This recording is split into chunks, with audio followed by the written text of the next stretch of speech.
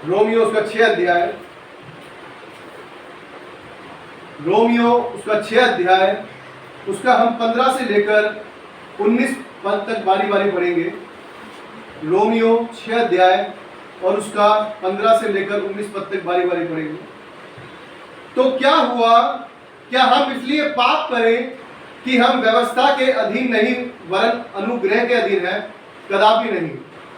क्या तुम नहीं जानते कि जिसकी आज्ञा मानने के लिए तुमको अपने आप को दासों के समान सौंप देते हो, उसी के दास हो, चाहे पाप के जिसका अंत मृत्यु है, चाहे आज्ञाकारिता के जिसका अंत धार्मिकता है।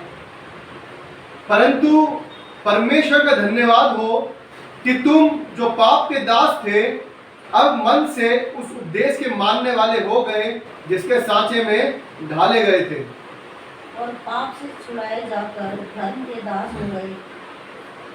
मैं तुम्हारी शारीरिक दुर्बलता के कारण मनुष्य की रीति पर कहता हूँ, जैसे तुमने अपने अंगों को कुकर्म के लिए अशुद्धता और कुकर्म के दास करके सौंपा था, वैसे ही अब अपने अंगों को पवित्रता के लिए धर्म के दास करके सौंप दो। आइए हम प्रार्थना करेंगे। हे हमारे सर्वशक्तिमान प्रभु, राजाओं के राजा, प्रभुओं के प्रभु, धन्यवाद करते हैं प्रभु जी आपके पवित्र वचन के लिए जो पढ़ा गया। प्रभु जी, इस वचन का पढ़ा जाना और सुनना परमेश्वर हमारे आशीष का कारण हो, बहुतों के उद्धार का कारण हो प्रभु जी, और ये हमारे जीवन में वो कार्य करे जो आप हमसे चाहते हैं प्रभु जी। सहायता कर, दया कर, हर एक के हृदय को खोले प्रभु जी। अपने दास को बुद्धि ज्ञान दे प्रभु जी कि परमेश्वर बोल मेरे हो, शब्द आपके हो। दया कर, अनुग्रह कर प्रभु जी, हर एक बच्चे पर, हर एक बड़े पर प्रभु जी अपने हाथ को आप रखें प्रभु जी। धन्यवाद सब बातों के लिए। छोटी सी विनती प्रार्थना को मांगते हैं प्रभु यीशु मसीह के नाम में, दया से सुने और ग्रहण करें प्रभु जी। आमीन।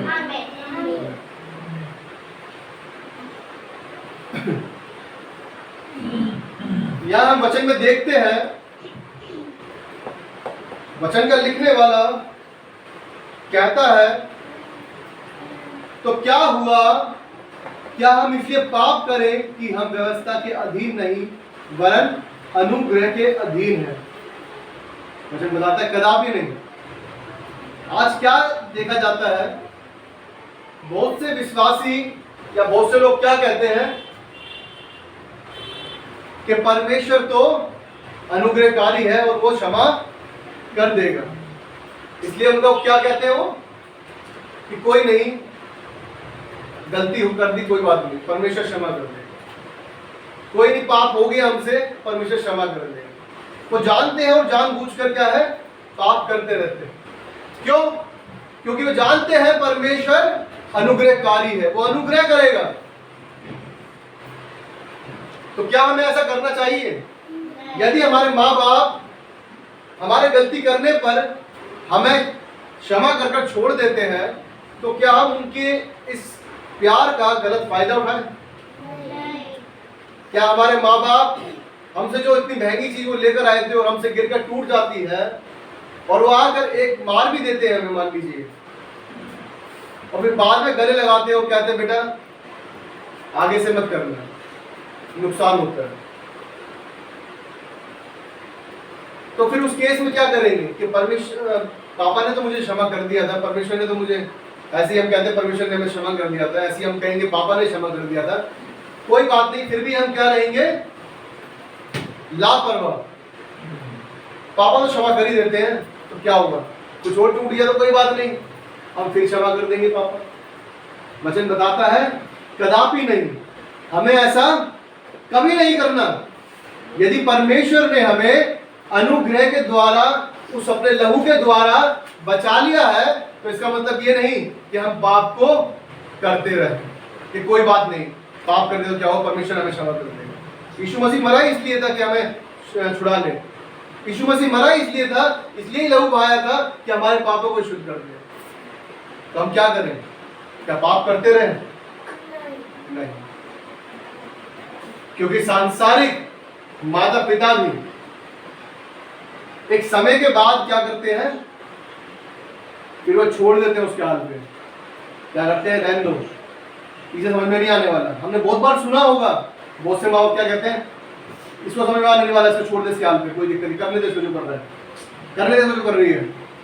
क्यों कह देते हैं? क्योंकि वो बता बता कर परेशान हो चुके होते हैं कि ये समझने वाले बंदे नहीं है।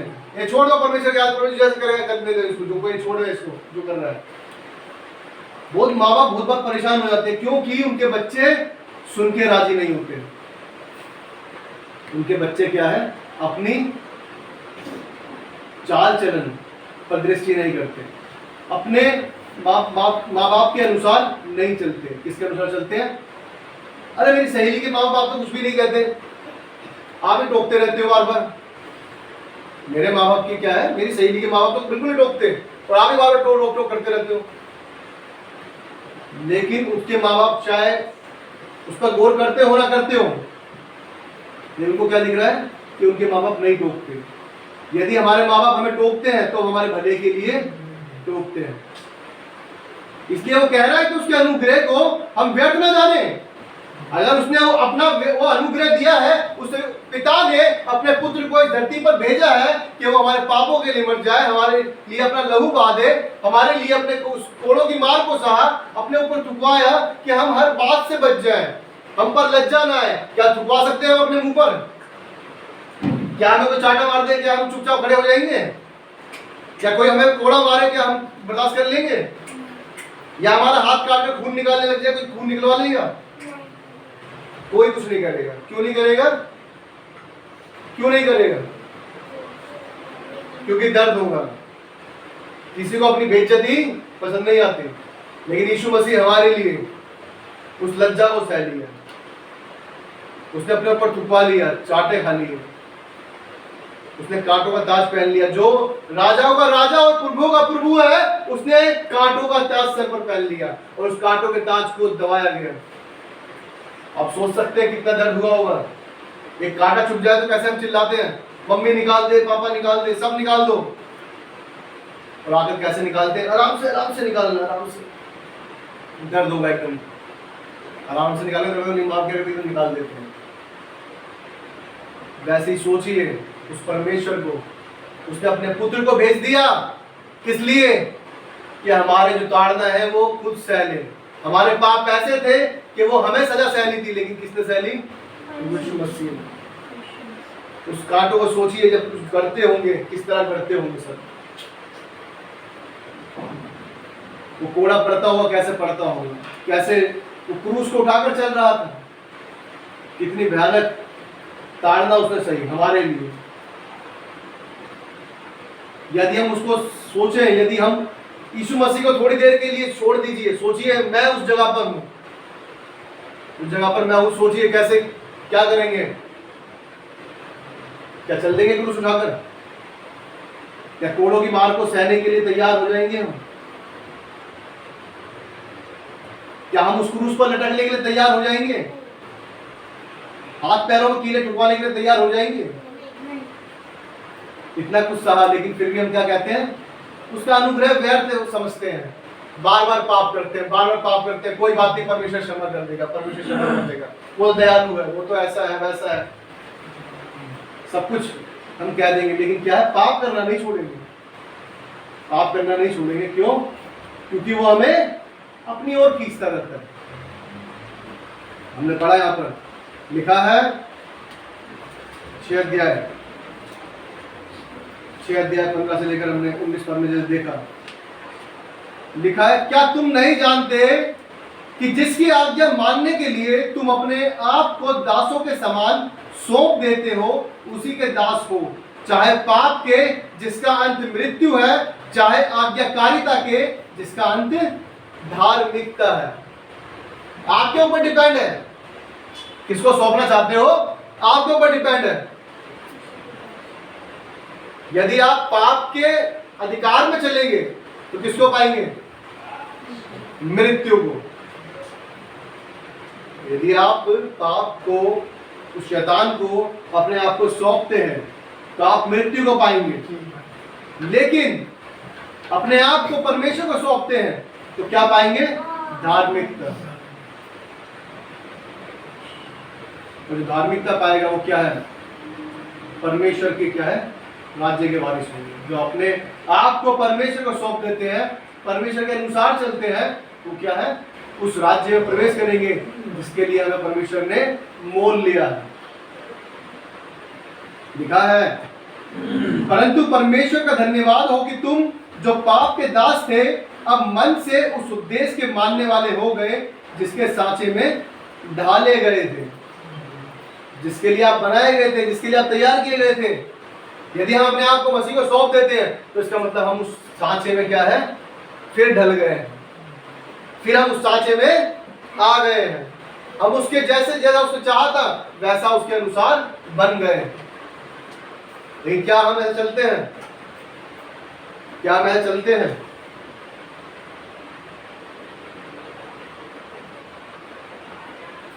यदि हमारे अपने छोटे छोटे बच्चे हैं, इनसे सोचते हैं, यदि इनको एग्जाम करना है, एग्जाम में लिखना है, तो क्या करेंगे? पढ़ेंगे। क्या करेंगे? जिनको फर्स्ट आना है, सेकंड आना है, थर्ड आना है, जिसको अच्छे मार्क्स लाने हैं, वो क्या करेंगे? पढ़ेंगे। और जिन्हें अच्छे मार्क्स नहीं लाने वो क्या करेंगे? वो फोन को क्या है, वीडियो को ऊपर नीचे करते रहेंगे, देखते रहेंगे। कितना आनंद आ रहा है। और जब पेपर में बैठे होंगे तो कैसा आनंद आ रहा होगा? क्या लिखूं? बहन बताएगा तेरे को क्या लिखना है इसमें? या तो आगे देखेंगे या पीछे? तो बता दे। थोड़ा पेपर इस साइड करते, थोड़ा सा मैं लिख लूंगा देख के। ये मैंने देखा है स्कूल में, जब मैं एग्जाम देता था तो मैंने भी लोगों को देखा है। क्या करते हैं भाई? बता देना कुछ है क्या? या थोड़ा पेपर इधर कर ले, थोड़ा लिख लूंगा, थोड़ा पेपर थोड़ा जरूर कर ले, थोड़ा सा लिख लूंगा। क्योंकि उस टाइम पर आपने पढ़ाई नहीं की, तो अब क्या करना होगा? नकल मारनी होगी। यदि आपको मसीह के साथ चलना है, उसके राज्य में जाना है, तो उसके अनुसार चलना होगा, उसके अनुसार कार्य करने होंगे। यदि आज आप मजे में रहते हैं, अपने हिसाब से जीते हैं, तो फिर जब परमेश्वर के पास जाएंगे तो परमेश्वर क्या कहेगा आपको? कौन है भाई? आप कौन है? मैं तो नहीं जानता आपको। जब आज तक आपने मेरे जैसा काम ही नहीं किया तो आप हैं कौन? यदि आपको जो परमेश्वर ने सौंपा था कि तुझे इस तरह से चलना है, उस तरह चले नहीं। हमें किसी ने गाली दी, हमने गाली दे दी। किसी ने थप्पड़ मारा, थप्पड़ मार दिया। किसी ने पत्थर मारा, पत्थर उठा के मार दिए। जिसने जो किया उसको उसके हिसाब से जवाब दे दिया। तो हमने परमेश्वर के हाथ में सौंपा गया, सब कुछ तो अपने हिसाब से कर लिया, सब कुछ तो अपने हिसाब से कर लिया। यदि कोर्ट किसी बात की सजा सुनाता है, मान लीजिए एग्जांपल के लिए किसी ने किसी का मर्डर किया, किसी ने किसी का मर्डर किया, किसी के बेटे का, मान लीजिए किसी बंदे ने किसी के बेटे का मर्डर कर दिया, फिर उसके जिसका बेटा मरा है वो भी जाकर उसके बेटे का मर्डर कर दे, तो अब कोर्ट क्या सुनाएगा? दोनों ही दोषी हो जाएंगे। अब दोनों ही दोषी हैं, दोनों ही जेल में जाएंगे, दोनों बाप जो है जेल में जाएंगे। लेकिन यदि किसी ने एक ने मारा है और वो दूसरा कोर्ट के पास जाएगा, तो कोर्ट किसको सजा सुनाएगा? जिसने मारा है।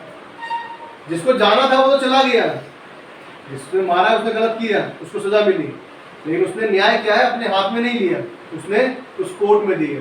ऐसे ही हम भी, जब हम पर परेशानी आती है, लोग परेशान करते हैं, दिक्कत देते हैं, हमें परेशान कर करके परेशान कर देते हैं, इससे ज्यादा इतना टॉर्चर कर देते हैं, फिर भी हम क्या कहते हैं? परमेश्वर मेरा न्याय तेरे हाथ में है, मैं नहीं, तू मेरी ओर से लड़ने वाला है। निर्गमन में देखते हो कहता है युद्ध तुम्हारा नहीं परमेश्वर का है। यदि युद्ध आप अपने आप लड़ेंगे तो फिर अपने आप ही सब कुछ करेंगे, लेकिन यदि आप परमेश्वर के हाथ में सौंप दिया कि परमेश्वर मेरा युद्ध तो तू लड़ने वाला है, तो परमेश्वर अपने आप ही क्या है? बड़े बड़े काम करेगा, बड़े बड़े काम करेगा। लेकिन उसके हाथ में सौंपने की जरूरत है। क्या हम सौंपते हैं कुछ, या अपने आप ही सब कुछ कर लेंगे? हम देखते हैं, आइए वचन में देखते हैं, रोमियो में ही 7 अध्याय उसका 14 से लेकर पढ़ते जाएगा 20 तक। हम जानते हैं कि व्यवस्था तो आत्मिक है, परंतु मैं शारीरिक और पाप के हाथ बिका हुआ हूँ। जो मैं करता हूँ उसको नहीं जानता, क्योंकि जो मैं चाहता हूँ वह नहीं किया करता हूँ, परंतु जिससे मुझे घृणा आती है वही करता हूँ।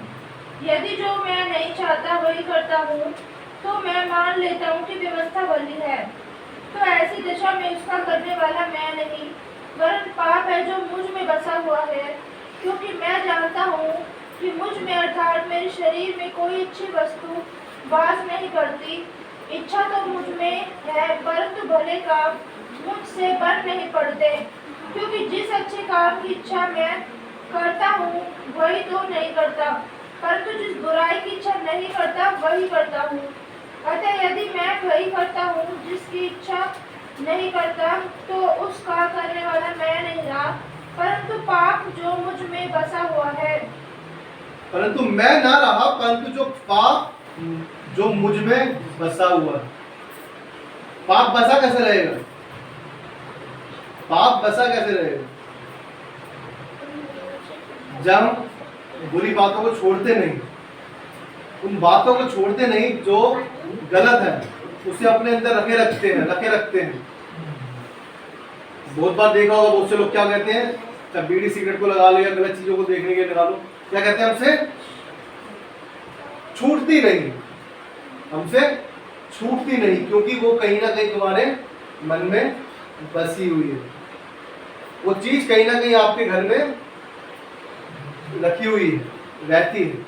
इसलिए आपका क्या है, जो आप कह रहे हो कि पाप बसा हुआ है, उसमें बसा हुआ है, इसलिए वो निकलना नहीं चाहता। लेकिन यदि आप उसको बिल्कुल निकाल देंगे तो फिर आप पाप नहीं करेंगे। लेकिन आपने उसको अच्छी तरह से रखा है, क्योंकि आपको भी वो चीजें क्या है, अच्छी लगती है, इस वजह से वो आपके अंदर है। यदि आप उसको बाहर निकाल देंगे तो वो आपको गलत काम करने के लिए प्रेरित नहीं करेगी। लिखा है स्टार्टिंग में पढ़ा, हम जानते हैं कि व्यवस्था तो आत्मिक है, परंतु मैं शारीरिक और पाप के हाथ बिका हुआ हूं। शारीरिक और पाप के हाथ क्या हूं? बिका हुआ हूं। शरीर क्या काम करने के लिए कहता है? ये कर ले, गलत कर ले, ये कर ले, सो जा, लेट जा, बैठ जा, जो मर्जी करता है। लेकिन जो परमेश्वर ने कहा है उस काम को करने के लिए हमारे हाथ पैर नहीं चलते। यदि परमेश्वर कहेगा जा, उठ जा, घर में खाना वाना बना और गरीबों को जाके बांट के आ जा, तो नहीं जाया जाएगा। क्या कहेंगे हम? अरे परमेश्वर धूप पड़ रही है, क्या धूप में मुझे बाहर भेज रहा है? धूप में क्यों भेज रहा है? मुझे लेटने दे, बैठने दे। ये क्या है, अच्छी जो काम है हमारे, वो हमें करने नहीं देता। क्यों नहीं करने देता? क्योंकि शैतान नहीं चाहता कि हम परमेश्वर की आज्ञा को माने। जैसे हम बात कर रहे थे अभी, बच्चे कह रहे हैं कि माँ बाप की आज्ञा मानना, परमेश्वर की आज्ञा मानना, अपने बड़ों की आज्ञा मानना। क्यों मानना? क्योंकि वो हमारे भले के लिए है। बहुत से बच्चे ऐसे हैं जिन्हें खाना नहीं मिलता, जो खाना बेचारे क्या है, कूड़े से ढूंढ तक के खाते हैं, किसी का पड़ा हुआ खाते हैं। लेकिन आपको परमेश्वर ने यदि दिया है तो उसके लिए धन्यवाद करें। यदि आपको दिया है उसके लिए धन्यवाद करें। और जो जिसको हम कर सकते हैं, जिसको हम दे सकते हैं, हम उसको देने वाले बने। कि किसी का क्या है, क्योंकि हम बहुत बार देखते हैं खाना बनाया और क्या है, वेस्ट करके फेंक देते हैं। लेकिन यदि वो वेस्ट ना जाए, किसी के पेट में जाए, तो कितनी भली बात होगी। हम अच्छी बातें क्या है करना चाहते हैं, लेकिन हमसे नहीं होती। क्यों नहीं होती? क्योंकि शरीर क्या है, रोकता रहता है हमें। शरीर हमें क्या करता है, रोकता रहता है। नहीं यार रहने छोड़ दे, नहीं यार रहने अच्छी बात है, बेकार है कोई, तो थोड़ी बियर पी लेते हैं, कोई बात नहीं, अच्छी बात है। अरे काम करते हैं, दूसरा थक जाते हैं, इसलिए थोड़ा सा शराब पी लेते हैं। क्या होता है उससे? दर्द कम हो जाता है। ये शराब, जो शराब पीने वाले बंदे जाते हैं, क्या कहते हैं, अरे बहुत वेट वाला काम करते हैं, या बहुत ज़्यादा सुबह शाम तक थकावट होती है, अरे टेंशन हो जाती है घर के, बहुत परेशानी है, बहुत ज़्यादा दिक्कत है, क्या करते हैं, शराब पी लेते हैं। और बहुत से लोग क्या है, वो उठ के आते हैं, कोई यहाँ लगा के घूम रहा है, कोई खा के घूम रहा है। इससे क्या है, एनर्जी मिल जाती है। बताते हैं एनर्जी मिलती है, कूड़ा खाने से एनर्जी मिल रही है।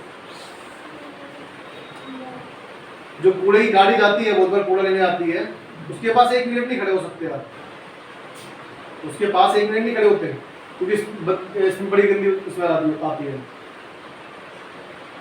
तो जो परमेश्वर हमारे पास में जो दिल में है, तो उसको हम शराब पिला रहे हैं, ऐसे पी रहे हैं, गुटखा खा रहे हैं, तो उसको बुरा नहीं लगता होगा क्या? जो घर परमेश्वर का है, 1 कोरिन्थियों 3:17 में लिखा है, हम परमेश्वर के मंदिर हैं, और उस मंदिर को गंदा कैसे कर सकते हैं? उस मंदिर को गंदा कैसे कर सकते हैं?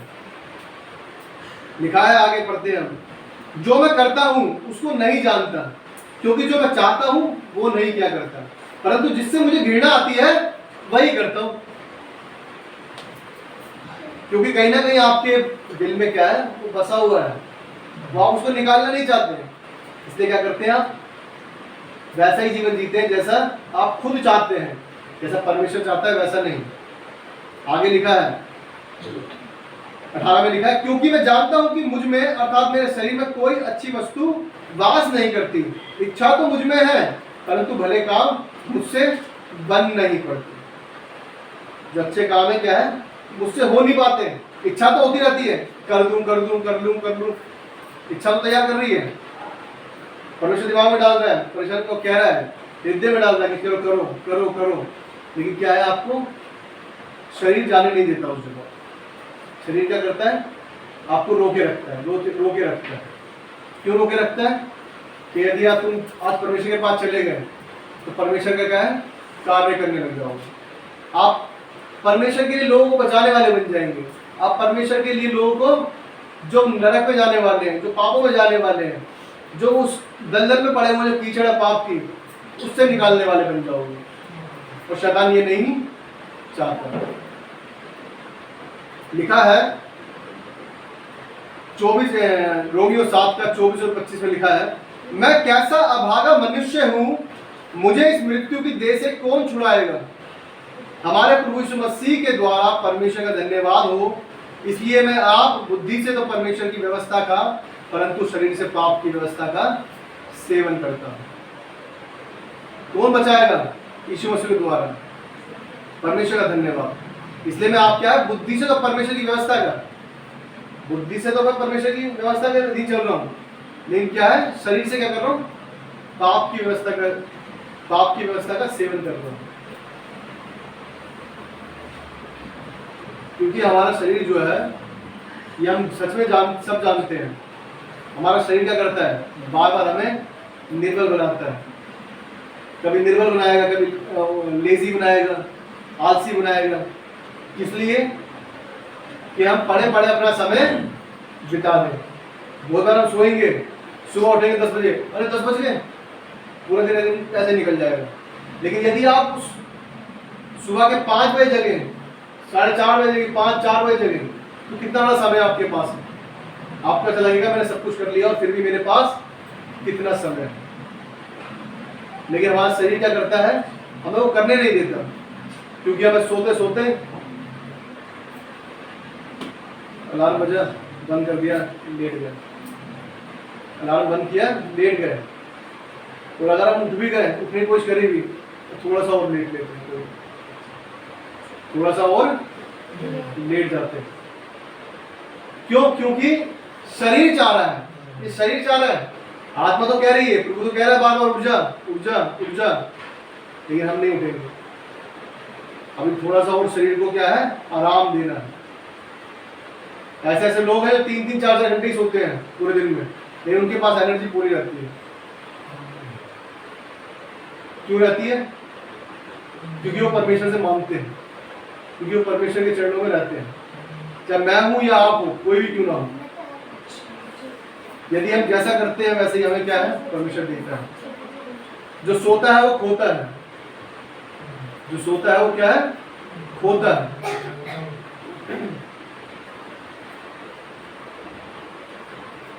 आइए हम क्वेश्चन को देखते हैं।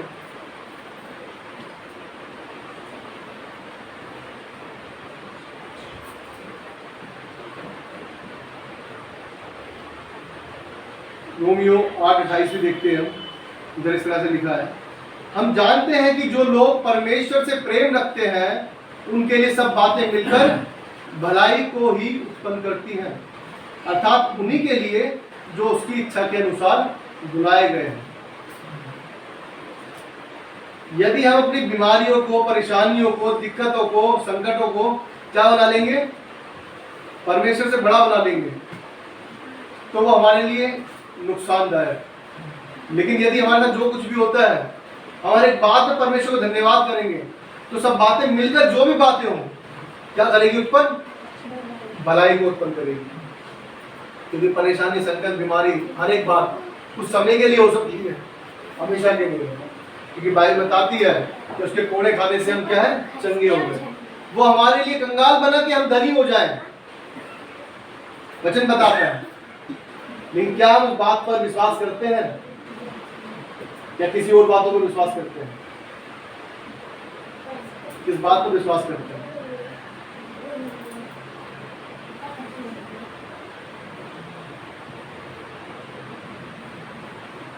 रोमियो 8:14 में देखेंगे हम, लिखा है, इसलिए कि जितने लोग परमेश्वर के आत्मा के चलाए चलते हैं वही परमेश्वर के पुत्र हैं।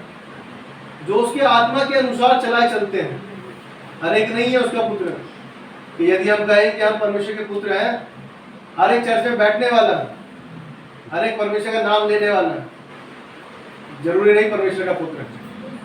क्योंकि बहुत से लोग ऐसे हैं जो परमेश्वर के भवन में चाहे आते हो, लेकिन क्या है, उनका मन परमेश्वर से जुड़ा नहीं। ऐसे बहुत से लोगों को जानता हूं मैं, तो चर्च में कुछ हो रहा है और बाहर निकलते ही कुछ हो रहा है। तो ऐसे नाम को परमेश्वर को लेकर, नाम परमेश्वर का नाम लेकर उसको बदनाम करते हैं। क्योंकि लोग क्या कहेंगे देखने वाले, ये चर्च में तो ऐसा बना रहता है, बाहर आकर ऐसा हो जाता है। चर्च में तो ऐसी रहती है, बाहर आती है ऐसी रहती है। किसका नाम बदनाम होगा? परमेश्वर का। आपका नहीं हो रहा, परमेश्वर का हो रहा है। क्यों हो रहा है? क्योंकि आप उनको ऐसा दोहरा चरित्र दिखा रहे हैं। आप दो तरीके के अपने आप को दिखा रहे हैं कि ऐसे भी है और वैसे भी है। परमेश्वर के लोग जैसे हैं वो ऐसे ही रहते हैं, चाहे अंदर मिले या बाहर मिले, चर्च में मिले, चर्च के बाहर मिले, घर में मिले, घर के बाहर मिले, कहीं भी क्यों ना मिले, वो वैसे ही रहेंगे जैसे है। क्योंकि परमेश्वर ने उनको अपना स्वरूप में बनाया है, क्योंकि परमेश्वर ने अपना उनको चाल चलन दिया है, परमेश्वर ने अपना आत्मा उनको दिया है। हर एक पुत्र नहीं है कोई ये कहे कि हाँ मैं पुत्र हूं, मैं पुत्री हूं परमेश्वर की। सिर्फ वही है जो उसकी आत्मा के अनुसार चलाए चलते हैं, जो उसकी आत्मा के अनुसार चलते हैं, जो वो कहता है वो करते हैं, वो नहीं जो हमारा शरीर कहता है। बहुत बार हमारे दिल से आ जाती है कि ये करना है, ये करना है, ये करना है, जो परमेश्वर डालता है। बहुत लोग काम करने जाते हैं, कुछ हमें लग रहा होता है नहीं ऐसे नहीं करना, ऐसे करना चाहिए, ऐसे करना चाहिए। लेकिन जिस बात को हम इग्नोर कर देते हैं, यदि अपने दिल की सुन लेते हैं, मन की सुन लेते हैं, तो क्या करते हैं, हानि को उठाते हैं। फिर हमें याद आता है अरे आवाज तो आ रही थी मुझे बार बार, क्योंकि परमेश्वर आपके मन में डालता है। जब परमेश्वर के अनुसार चलते हैं तो परमेश्वर आपके मनों में डालता है। मेरे साथ बहुत बार हुआ ऐसा। एक बार हुआ था, नुकसान उठाया, लेकिन जब भी कुछ आती है तो मैं पहले वही करता हूँ। इसलिए क्या हम उस चीज से बच जाते हैं, उस हानि से बच जाते हैं, क्योंकि हम परमेश्वर के अनुसार चलाए चलते हैं। जैसा वो चलाता है वैसा चलते हैं। ये हमें देखना है किसके हाथों में सौंपना है। जैसे हमने वचन में देखा रोमियो 6 में कि हमें देखना है कि हमें किसको सौंपना है, पाप के हाथ में सौंपना है या परमेश्वर के हाथ में सौंपना है, मृत्यु को पाना है या अनंत काल के जीवन को पाना है, या सिर्फ वही आए और गए। ऐसा जीवन है तो एक अलग बात है, जिसके जीवन का कोई मकसद नहीं कि परमेश्वर में तेली कैसे यूज होने पाओ, कोई मकसद नहीं है। लेकिन मकसद होना चाहिए। यदि परमेश्वर ने हमें इस धरती पर भेजा है तो उसकी कोई ना कोई योजना हमारे जीवन से है, हमारे जीवन से है। लेकिन हमें कौन बताने आएगा ये? परमेश्वर बताने आएगा, पक्का आएगा, लेकिन पूछेगा कौन? हम पूछेंगे। जब उससे पूछेंगे नहीं तो बताएंगे कैसे। मेरी बेटी को यदि चाहिए, साइकिल चाहिए, कुछ भी चाहिए, कार चाहिए, डोंगरी चाहिए, तो मुझे आके बताएगी कि पापा मुझे ये चाहिए। मैं दूंगा, अपने समय पे दूंगा मैं तो। लेकिन यदि उसे चाहिए तो वो मुझे आकर क्या बताएगी, पापा ये चाहिए। अब ये मुझे 20 साल बाद आके बोले पापा मैं मन में रख के सोच के बैठी थी, तुम मुझे देने वाले हो, आप देने वाले हो, आपने दिया ही नहीं मुझे 2 साल तक। तो मैं बोलूँ बेटा मुझे बोलती तो आकर बोलती तो सही। जब हमें कुछ चाहिए होता है अपने माँ बाप से बोलते हैं ना, मम्मी पापा को बोल देना चाहिए। और जो पापा से बात करते डाले बच्चे तो पापा को बोल देते हैं पापा ये चाहिए। क्या करते हैं? बोलते हैं। अगर चाहिए तो बोलना पड़ेगा। वो तो सुनने के लिए बैठा है, वो तो कहता है कि तू मुझे बोल तो सही, मुझसे बात तो कर। लेकिन क्या करूं, हमें बोलना नहीं आता। हम निकालेंगे प्रकाशित वाक्य उसका 5 अध्याय, प्रकाशित वाक्य उसका 5 अध्याय उसका 9 पद और 10 पद। वे यह नया गीत गाने लगे, तू इस पुस्तक के लेने और इसकी मोहरें खोलने के योग्य है, क्योंकि तूने वध होकर अपने लहू से हर एक कुल और भाषा और लोग और जाति में से परमेश्वर के लिए लोगों को मोल लिया है, और उन्हें हमारे परमेश्वर के लिए एक राज्य और याजक बनाया, और वे पृथ्वी पर राज्य करते हैं। क्या है? राज्य करते हैं। लिखा है क्योंकि तूने वध होकर अपने लहू से मोल लिया उसने। किस को मोल ले लिए? लिखा है हर एक कुल और भाषा और लोग और जाति में से परमेश्वर के लिए लोगों को मोल लिया है। अभी हम देख रहे थे रोमियो 6 में कि हमें किसको सौंपना है? किसको सौंपना है? चाहे आज्ञाकारिता के जिसका अंत धार्मिकता है, आज्ञाकारिता की। यदि हम आज्ञाकारिता के अंदर जिएंगे, परमेश्वर के अनुशासन में जिएंगे, परमेश्वर के अंदर जिएंगे, उसके अनुसार चलेंगे, उसकी आज्ञाओं को मानेंगे, तो क्या है? धार्मिकता को पाएंगे। जैसा वचन में लिखा है उसने लहू से मोल लिया है। हमें इसलिए मोल लिया है परमेश्वर के लिए, अपने पिता के लिए। क्या है? अपने लहू से मोल लिया है। वध हो गया, वो हमारे लिए पाप बलि बन गया। जो पाप हमारे थे उसने अपने ऊपर ले लिए। क्या कोई है जो किसी के लिए मर जाए? क्या कोई है जो किसी और दूसरे के लिए अपना दुख उठा ले? कोई है ऐसा जो बच्चा क्लास के अंदर हो, कोई पिट रहा हो कि मैडम इसको छोड़ दो, मुझे मार दो थोड़ा सा? कोई नहीं है। बच्चा डंडे तक नहीं खा सकता और बड़ा कोई दूसरे के लिए आके पिट नहीं सकता।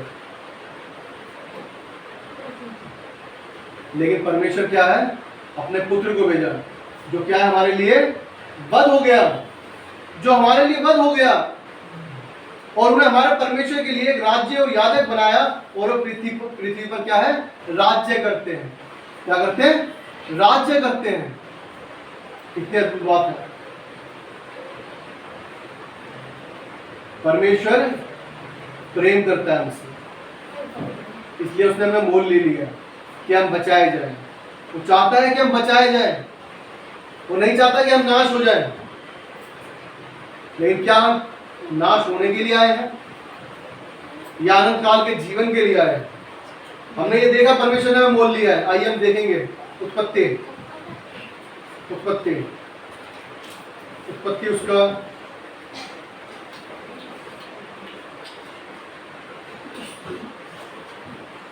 उसका 4 अध्याय, उत्पत्ति 4 अध्याय और उसका 7 पद मैं आपके लिए पढ़ता हूं। यदि तू भला करे तो क्या तेरी भेंट ग्रहण न की जाएगी, और यदि तू भला ना करे तो पाप द्वार पर छिपा रहता है, और उसकी लालसा तेरी ओर होगी, और तुझे उस पर प्रभुता करनी है। यदि शरीर हमें कह रहा है पाप करने के लिए, तो हमें परमेश्वर से प्रार्थना करना है, परमेश्वर मुझे इस पर विजय देने, मैं इस पाप को ना करूं, मैं इस गलती को बार बार ना करूं, जिससे कि मैं तुझे परेशान ना करूं, तेरे दिल को ठेस ना पहुंचाऊं। हमें प्रार्थना करना पड़ेगा। क्या कहना? प्रभुता करनी है हमें। पाप तो हमें कहता है, हम बैठे हैं 4 दोस्तों के साथ में, वो शराब पी रहे हैं, थोड़ी सी पी ले। मन क्या कहता है? बार बार थोड़ी सी ले ले। कोई गुटखा खाना है या थोड़ी सी खा ले, क्या हुआ? दिक्कत थोड़ी ना है। तो क्या करता है? खा ले खा ले खा ले, क्या करना है, लगा रहेगा। लेकिन बाइबल क्या बता रही है, वो कह रही है और उसकी लालसा तेरी ओर होगी, पाप की लालसा तेरी ओर है। वो चाहता है कि तू पाप की ओर आए, वो चाहता है कि तुझे चीर फाड़ खाए, वो चाहता है तेरा नाश कर दे। लेकिन क्या करना है हमें, और तुझे उस पर प्रभुता करनी है, तुझे पाप पर प्रभुता करनी है कि पाप तेरे पर प्रभुता न करने पाए, लेकिन पाप तेरे से दूर जाने पाए। तू कहे कि तू मुझे परेशान नहीं कर सकता, तू मुझे अशुद्ध नहीं कर सकता, क्योंकि मैं परमेश्वर के लिए पवित्र हूं। पहला पत्रस 1:16 बताता है कि मैं पवित्र हूं और तुम भी पवित्र बनो। यीशु मसीह कह रहा है कि हमें पवित्र बनना है। यदि वो पवित्र है तो वो भी हमें पवित्र चाहता है। और बाइबल बताती है हम पवित्रता के बिना परमेश्वर को कभी भी नहीं देख सकते। मत्ती 5 अध्याय में लिखा है 8 में कि धन्य है जिनके मन शुद्ध हैं, क्योंकि वो परमेश्वर को देखेंगे। क्या आप परमेश्वर को देखेंगे या शैतान के कार्य को देखेंगे? तो आपकी लालसा तो आपकी ओर बनी रहेगी हमेशा, वो तो चाहेगी कि आप उसकी ओर लगे रहें, उसमें ही आनंद पाते रहे पाप के अंदर। लेकिन हमें क्या करना है, उस पर प्रभुता करनी है। पाप तुम पर प्रभुता ना करने पाए, इसलिए बाइबल बता रही है, लिखा है हमने रोमियो 6 में देखा हमने, इसका रोमियो 6:23 भी पढ़ देते हैं। रोमियो 6:23, क्योंकि पाप की मजदूरी तो मृत्यु है, परंतु परमेश्वर का वरदान हमारे प्रभु यीशु मसीह में अनंत जीवन है। क्योंकि पाप की मजदूरी क्या है, मृत्यु है। जैसे बाहर लोग मजदूरी करने जाते हैं, काम करने जाते हैं, उसके बिना उसके क्या पैसे मिलते हैं, वैसे यदि पाप करते जाओ तो क्या मिलेगा, उसमें मृत्यु मिलेगी, मृत्यु। लेकिन क्या है, परंतु परमेश्वर का वरदान क्या है, हमारे प्रभु यीशु मसीह में अनंत जीवन है, अनंत काल का जीवन मिलेगा, जो नाश ना होने वाला जीवन परमेश्वर आपको देगा। इसलिए आज हमें देखना है कि हम किसके दास हैं, पाप के दास हैं या आज्ञाकारिता के दास हैं। हम शैतान के पीछे चल रहे हैं या परमेश्वर के पीछे चल रहे हैं, यह हमें देखना है।